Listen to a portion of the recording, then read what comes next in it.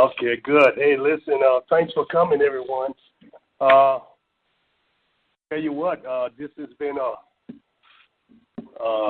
amazing time for me, to be able to be here today and let you know that it has come to an end. I'm going home. And I'm going home in the most wonderful way. After so many years of having so many wonderful relationships, and I see some of the players over there, I appreciate all what you guys have done. And we got Will Bates here and Fernando.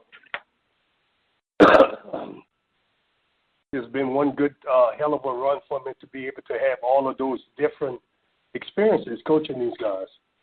And we've had so many good times, so many wonderful success in the program in the 80s and the 90s and in the early 2000s.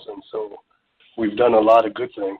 And it started with such a humble beginning, not having any place to practice or play in the 80s when I took over. And how did I do it? How did it happen? I don't know. But base were in the early years when we had nothing, and those guys stayed and believed in what we were doing and kept pushing and forging forward, and we got things done. And the thing that helped us more than anything is not finding any faults and complaining. I think that was the key in that we were able to make it move forward. The last couple of years have been very difficult with sanctions, with the NCAA. Lack of practice time, and a few people who didn't understand that we weren't going to win with sanctions. They kept making a big issue. The program is being toned down, when in reality, when the NCAA puts sanctions on you, it's an example of you have to get your house in order, and you're not supposed to win. And, now we finally got the situation where when I started back in with Dan Canaveri and I, we found out we had the problem and we reported it and we started to fix it. The program now is fixed with the APR in that we're going to be able to, and it hadn't been released yet, but this year with our grade point average and having all the things, we should be over 930, which allow a lot of the kids in 2018, if they win, they could go to the NCAA tournament. So that was huge for me. So we got that in place. So I'm very proud of that. But as it went down the road, I got tired of pushing water uphill. And anybody who tried to push water uphill, you tell me how difficult it is. And when you get to the point that for so many years I've been able to make stuff happen, when you get 60-some years old, you're on the other side of the hill, you're trying to back up a little quicker not to go down the hill so fast. And but it's been a wonderful enjoyment, and I'll be around for one more year working with Coach Banks here, raising money. I don't know what the title is, but I'll be helping him try to raise some funds to help the programs out and go from there. So let me make sure that everybody out there know I'm in a really good place. I'm in a good place because baseball, the coaching position didn't consume my life. I have a wonderful life. Hiller could tell you. I have a really good life that I'm happy with, and I'm not angry with anyone. I'm a happy guy. And if Jock was here today, he could tell you, I don't see Jock Duce, he would tell you I'm very happy. Do I look like a guy that's bitter for retiring after 39 years at Southern? A lot of good things have happened to me. So, but Steve is here. Good to see you, Steve. And Steve and I go back a long way, just like Joe Charbonneau here. We go back a long ways, and we've had some wonderful moments. And I'm a little different kind of coach.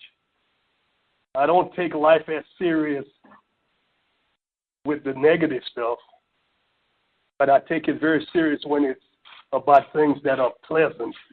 So it's really serious. And, coaching now is difficult with parents. The millennium kids. The parents only want little John, things to work for little John at the expense of the team. All coaches are complaining about how difficult it is to coach the kids today. They're complaining. So, and I remember Coach Banks and I were laughing. We were talking a couple of weeks ago, and we were talking about how difficult it is now to coach. It's not as easy. But I'm going out on a good note in a really good place and still will be helping a lot of people. My MO is that I help people. And we'll be doing that. And I'm a public relation guy. Wherever I go, whether I speak the language or not. I haven't been in one place. I go in Central America and Latin America and South America. I don't even speak the language. And I'm as a bigger hit there as I am here. I don't even speak the language. I walk in, everybody, we talking, And so that's what I'll be doing. I'll be traveling the world. Matter of fact, I've already got a speaking engagement in China, December 4th. I'll be speaking at a university in China. They call me. I don't speak Chinese, but I'll go there and try to do it. I'll be the largest guy in the building. And that's the kind of thing people want to hear me. They want someone who is positive. They want someone who will make people happy. And Major League Baseball called me. I'll be taking an envoy with them to Central America in late December, where we'll be doing some things down there with Major League Baseball. So I'm going to be busy. I'm not going to be sitting here twiddling my fingers. I'll be helping Hiller more. I'll do stuff with Hiller. He'll be calling me. We'll do stuff to try and make the city a better place for everybody. So I'm going to be a busy camper. So I just want people to know, don't feel sorry for me. The community I grew up in, that was something that was said. When a baby is born, you want to cry. Baby born and cry. When an older person dies, you want to be happy. The reason they say that is that older person is going to a better place. That baby is coming to a world of hell. And that's the neighborhood I grew up in, and that was the philosophy. But I'm not going to die away anywhere. I know a place where I'm very young. I'm very young, right, Fernando? And Fernando and I will be doing some things also. So we got a lot of things we'll be doing. And like I said, if I look like I'm a sad guy, please tell me that I'm not sad, Mike. Aaron would tell you. Am I a sad guy, Aaron? There you go. So I just want to say that. I know at some point y'all may want to ask questions, Chris. Is it now or later? No. We'll open up the question from Coach Cador. Coach, when we were talking in the past, you said, one more year and then you're done. What made you want to come back, not to coaching, but this new role? What made you decide to do that? Well, when Coach Banks and I talk, and Coach Banks, I tell you what, I actually, let me make sure about people understand about retirement. I retired in 2013. That's when I retired. Okay, let's make sure we understand that. Then Chancellor Dr. Lorenz asked me to come back along with Dr. Broussard to come back and get the program through. And I agreed to do it, okay? So we knew we weren't going to be able to get to the finishing line as quickly as we wanted to. But, when Coach Banks said to me, Coach, I have something that you could do to help us as much as coaching baseball. And he knew that we still had some challenges. So we discussed it, and then I agreed to it, that I would come along with him and we'll work together and try to find a way to raise some funds. Beyond the NCAA sanctions and everything like that, how do the program in general, how do you feel you've left it over the last 3 decades? Well, like I said, obviously we went through some challenges the last 4 or 5 years, but the program pretty much now with APR is in pretty good shape. Now, what we have to do, and people may not understand that, APR is more important than winning. You could win if the APR ain't right, you're not going anywhere. So APR is more important than winning, and I think that's something we need to educate the public about here. We got to do APR for the next few years so we'll be on solid ground and then gradually increase the winning. But if you go all out for winning and the APR drop, you're not going to be able to go anywhere because it's in a couple of years you end up being penalized a couple more years. So that's what people don't really understand. They think they're going to come in and do what we did in the 80s, 90s, and early 2000s and just win at will, but it's not going to happen anymore. And I could never get that point across because people weren't winning is all on their minds. They offended, want to win, and I want to win. I've got a winning reputation. The record speaks for itself. But when Dane Canterbury came in and showed me the problem that had been missed, and we reported it, we went and put the program back in place. And see, our compliance officer there, he'll be the one to be able to tell you we've got it in pretty good place. Am I correct, sir? So we got it there, and I can feel good that I'm leaving with that part in place because it was big for me to do it. It happened under my watch, and I wanted to fix it while I was still here. Any more questions for Coach Cador? Under you covered already. What are your top 2 or 3 memories? Obviously when I first started back in 1987 in New Orleans back in May, on a very muggy night with Al Ratliff pitching, and we beat Cal State Fullerton 1-0. That was a big moment for the program, and it was just my 3rd year coaching. First year going to the regional. And then again, when there's been so many great moments, and I don't want to leave any out, but how we got Ricky Weeks to win the Golden Spikes Award. What people don't understand that if I was just a regular coach, Ricky Weeks never is going to win the Golden Spikes Award. Every morning I got in at 8 o'clock and I got on the phone and I made phone calls. And people were negative to me. They told me a lot of negative stuff about black baseball, the swag, and why Ricky didn't deserve it. And I said, maybe it used to be that way. This is different, and I never once got angry because someone was giving me their opinion. All I asked them was to be fair and work with me. And I worried the hell out of them for 2 years.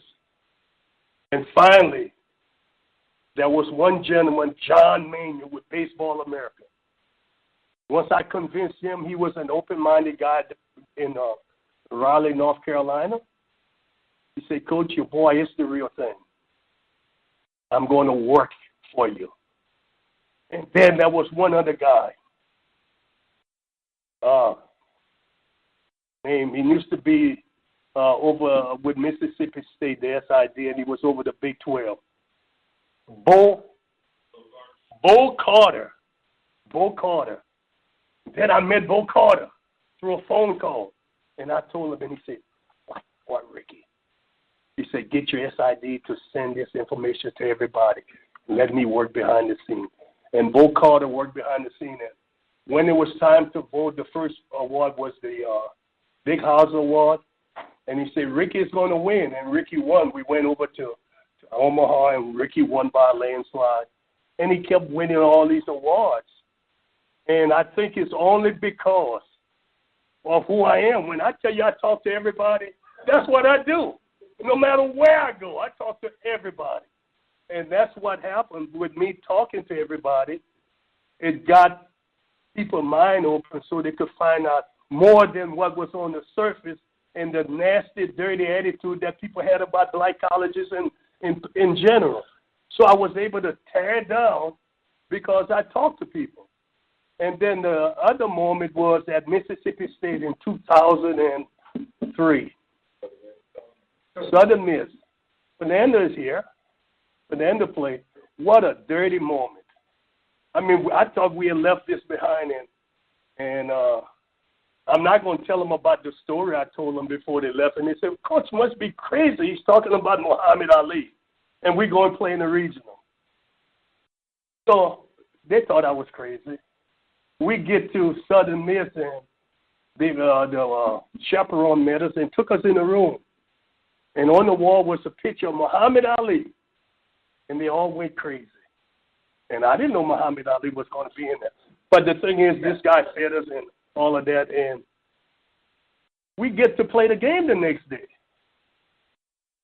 And I'm on third base coaching in our Negro League uniform, throwback uniform, and he yelled, "Hey, big N-word."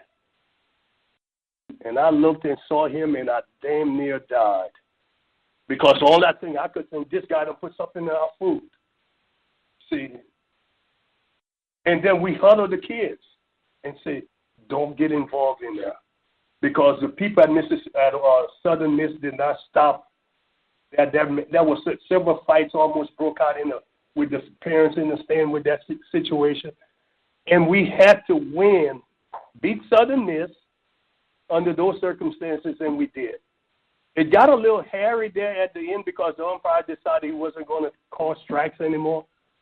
And, I mean, it really got hairy. And finally, the game got close. I think, what was the score, 6-4, 6-5? 5-3 the score. And finally, he decided after he wasn't going to call strike, he called a guy out. And that's how we beat. But that was one of the greatest wins for my kids because they did not lose focus in a nasty situation. So those were my top 3 moments, even though I've had a great deal of them. You know, I think one is that I often tease Ricky Weeks is that when I went to recruit Ricky, it was his mother that really recruited him for me because she had told me after my second conversation she was going to send him to me. And when I go down to Orlando and she saw me, she literally ran out of the stand to come and hug me. Now, that's love. She was yelling all the time coming down, I knew I was right. I knew I was right. And I'm saying, hello, right about what? She never told me what she was right about. She just said, I knew I was right. So I've had some wonderful moments. Detroit, Michigan, I couldn't get to recruit. I had to call from a payphone because the people wouldn't let me get in there. The gang wouldn't let me get to the house. Chicago, Illinois, gunshots in Cabrini Green that I had to go get a kid out of there with the gun on the table. So I've had some tremendous moments. And my wife fussed at me for going to Chicago. She told me she wasn't going to let me back in that house if I had left to go there because she said something bad might happen. And I left because that's what I'm made out of. There are kids out there who needs to be saved, and it takes people like me who are willing to go in there and get them out. And sometimes you have to do what you don't want to do. So I've had some great moments. So I'm not going away. I'm going where I have more fun. Thank you so much. All right, that'll be it. Thank you, Coach. At this time, we'll bring up Athletic Director Roman Banks to kind of detail the future of the Southern University baseball program moving forward. So, Coach Banks. First of all, good evening, everyone. And indeed, you know, sometimes the cliche, all good things must come to an end.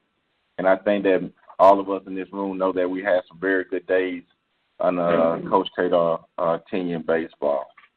And more than that, we had a chance to see he's a giant of a man in stature, but he's also a giant of a man in the community and a pillar of a man for Southern University, all what he have done for this university and for the city of Baton Rouge and the state of Louisiana. And so we definitely want to commend him as he stepped down from his post as the head baseball coach. And we're going to utilize him as our director of development, sort of say, as we continue to try to make this athletic department much better. And I think that a person of his stature and magnitude of all what he's gone through, he has a lot of respect from people in the community that a neophyte athletic director like me and anybody with common sense will be able to stay apart and continue to help us climb this mountain to being the best athletic department that we could be. And so once again, I look at his tenure over 4 decades here at Southern University, and I look at 33 years of a head coach. Well, I look at him when he said that, and I didn't last only but 6 years. So I don't think it won't be too many coaches, especially during this time, in this area that we live in, that'll last 33 years at one institution as a head coach in any sport. So I think that's an amazing feat within itself. and all his accolades speak for itself. And so he put the daunting task on us to move forward, to find a replacement for him in baseball, that whomever welcomed that challenge has big shoes to fill. And I think has big shoes to fill not only in the area of trying to win baseball games, but to be exemplary of what he have done, throughout his tenure as a person, and been a great man to be around and continue to help and inspire. You hear his message that I don't know how you can go to China and speak and you don't know how to speak that language, but only you could do it, Coach. So that's amazing within itself. But we definitely will be pressing forward. Coach Cador will be engaged with me in the process to look for his successor. We'll move swiftly, but we also take our time because we know that we have had some great years, and we know that baseball in our conference is well respected as it relates to Southern University and also in this state. And we hope to continue to be able to advertise ourselves as being a national brand in the future. And so we'll take our time, as much time as it takes, to get someone in here in a hurry. That's very contradicting, but we need to move swiftly, but not be in a hurry, because we need to make sure we have the right person. And we look forward to this process. We have a committee of people that will be helping me making this decision. And I also want to commend all the players that have played under him and what all you all have done for this baseball program. I think even back to 59, the first championship maybe. So we know that we want to keep the legacy going of a winning tradition. We have come a long way as it relates to APR and getting past postseason bans. So we look forward to after this season, we continue to move in the right direction, that we'll be back postseason eligible, and that you all have done a great job leading the process, or following the process of our compliance area of getting this shit right to get back so we can start back winning ball games. And to all the coaches that ever worked under him and with him, we appreciate all your help that you have poured in, and we look forward to your continued support. Coach Elliott will remain in place. Coach Jones, really, first name, will remain in place along with our executive athletic director, Coach Scott. They'll be dueling with oversight of the day-to-day operations. And Coach Cador is still here to make sure that all our guys know that we're going to do the best we can as fast as we can to get someone in place so we can continue to build on this process and also building championships in the future. So once again, thank everyone for coming. But this is a great day for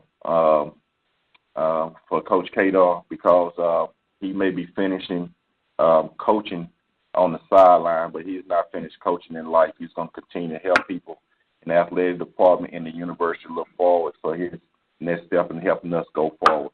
So thanks so much. We'll open it up for 2 questions for the coach. Coach, can you clarify the APR situation? Are y'all hoping for postseason? Not this season. So you're hoping for 2019? 2019. Okay. Is a open search across the American country to find that coach, or what are you looking for, I guess? I think that we want to have it's an open search, but we definitely want to have someone with our value system, someone with, I would think, Southern University ties, if not Louisiana ties. We know that baseball works in a different format as it relates to how you go out and recruit. And so you just can't go get all out-of-state players because of the equivalency sport that it is. So we look to give everyone the opportunity, but we also understand the type of person that we need to hire for baseball at Southern University to be successful. going to be your first major hiring for a high-profile spot. How do you feel heading into this process personally? I welcome the challenge. It's like anything else. You know, you want to get the very best you possibly can. To me, it's just like going to recruit that student athlete, but now you're going to recruit the very best coach that you possibly can get. You know, we'll look at resumes. We'll look at what people have done. We want someone that brings a lot of knowledge, but we also want someone that we feel like is going to come in here. I'm not looking for someone that's going to come in here and we think they're going to be here another 33 years. I think a lot of times that's a downfall. We want someone to come in here and work their butt off where other people may want them, whether they choose to leave or stay. And so that means that you're coming in aggressive, you're getting it done, and you have to take care of all the business of having the knowledge of knowing APR and other things as relates to the NCAA. And so there won't be a person that's really welcome that hasn't had that process, because we're too much in a grind. We got to go through another cycle, APR, and these next few years of probation oversight. So we want to continue to do what we've been doing. No questions for Coach? In terms of the program and reason that it's tracking because of the tracking players, is there anything else out on the horizon? Or make the track? Well, we definitely, you know, and I was speaking for that, you know, he has done a great job, I think, in all my understanding and being here as assistant and being around him. You know, when I was assistant coach, I went to many lunches with him, and I know that he actually poured a lot into this program, and he was able to go outside and get a lot of things done for baseball that necessarily the athletic department didn't help him with. And so there will be a thought process of someone that can bring some similarities to that. You know, I know that we're a low-resource institution, and so there's going to have to be someone that can gender some support outside of athletics that can come in and move forward and have a relationship with kids for recruiting. If there's nothing else, this ends today's press conference. We certainly want to thank each and every one of you for coming out